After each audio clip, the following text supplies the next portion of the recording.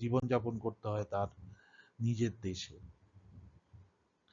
যাই হোক, অনেক কিছু বললাম রে সন্ময়, কিন্তু উম, আমার মনে হয় কায়রো মিউজিয়াম নিয়ে একটু আমার গবেষণা করে নেওয়া উচিত হবে।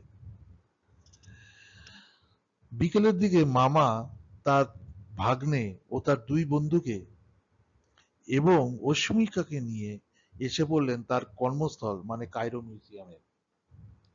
কায়রো জাদুঘরের তৃতীয় তলটি প্রাচীন মিশরের রাজকীয় ঐতিহ্য নিদর্শনের এক অনন্য ভাণ্ডার হিসেবে পরিচিত। এই তলায় বিশেষভাবে প্রদর্শিত হয় ফেরাওদের ব্যক্তিগত ব্যবহার্য সামগ্রী, মূল্যবান অলংকার এবং সমাধি থেকে উদ্ধারকৃত বিভিন্ন বস্তু। এখানে তুতানখামেনের সমাধি থেকে পাওয়া সোনার মুখোশ, গহনা ও রাজকীয় সামগ্রী দর্শনার্থীদের বিশেষভাবে আকৃষ্ট করে। তৃতীয় তলার প্রদর্শনীগুলো অত্যন্ত যত্ন সহকারে সাজানো, যাতে প্রতিটি নিদর্শনের ঐতিহাসিক গুরুত্ব ও প্রেক্ষাপট সহজে বোঝা যায়। নরম আলো ও সুশৃঙ্খল বিন্যাস দর্শকদের এক রহস্যময় ও গম্ভীর পরিবেশে নিয়ে যায়, যেন তারা হাজার হাজার বছর আগের মিশরের রাজকীয় জীবনের সাথে সরাসরি সংযোগ স্থাপন করতে পারে। এই তলাটি তাই শুধু প্রদর্শনী নয়, বরং ইতিহাসের গভীরে ডুব দেওয়া এক অসাধারণ অভিজ্ঞতা। যে ঘর থেকে চুরিটা হয়েছে সেটি এখন পুলিশ দ্বারা আবদ্ধ। মামা যেহেতু চিফ কিউরেটরদের মধ্যে একজন, তাই মামাকে এনারা বাধা দিলেন না। যদিও বাকি চারজনের পাসপোর্ট এবং তাদের এখানে আসার কারণ দর্শাতে বলা হয়, তবে মামা ইজিপশীয় ভাষায় তাদের পরিচয় দিতেই তারা আর কথা বলায়নি, ওদের চারজনকেই ঢুকতে দেয়। ঘরটাতে ঢুকেই প্রথমে মুগ্ধ হতে হলো মিশরীয় সভ্যতার নিদর্শন দেখে। যে জায়গা থেকে রত্নটি চুরি হয়েছে সে জায়গায় এখনো ক্যামেরা লাগানো আছে এবং দুইজন পুলিশ সেখানে ঠায় দাঁড়িয়ে আছে এবং তারা চেষ্টা করে যাতে আর কোনো এরকম চৌর্যবৃত্তির ঘটনা পুনরাবৃত না হয়, পুনর্বার না ঘটে।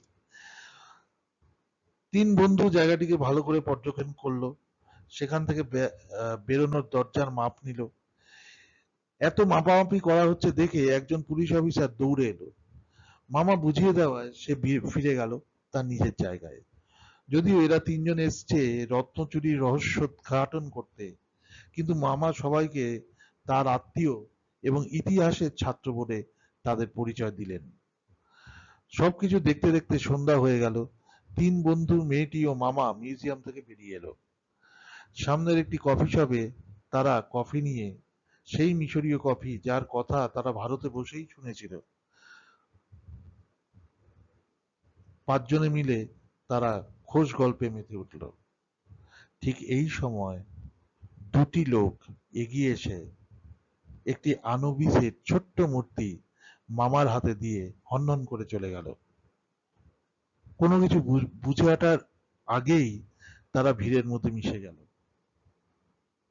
আনুবিস কিন্তু মৃত্যুর দেবতা। বাকিটা পরের পর্বে। যদি আপনার গল্পটি ভালো লেগে থাকে, kindly like, share and subscribe করবেন। এই গল্পটির পরবর্তী পর্ব অর্থাৎ পঞ্চদশ পর্ব খুব শীঘ্রই আনার আমি চেষ্টা করব। দেখা যাক কি হয়। আশা করি পরের সপ্তাহতেই পঞ্চদশ পর্বের উদ্ঘাটন হবে। ধন্যবাদ এতক্ষণ ধরে গল্পটি শোনার জন্য। সঙ্গে থাকবেন, পাশে থাকবেন, সাথে থাকবেন। ধন্যবাদ, রাখছি।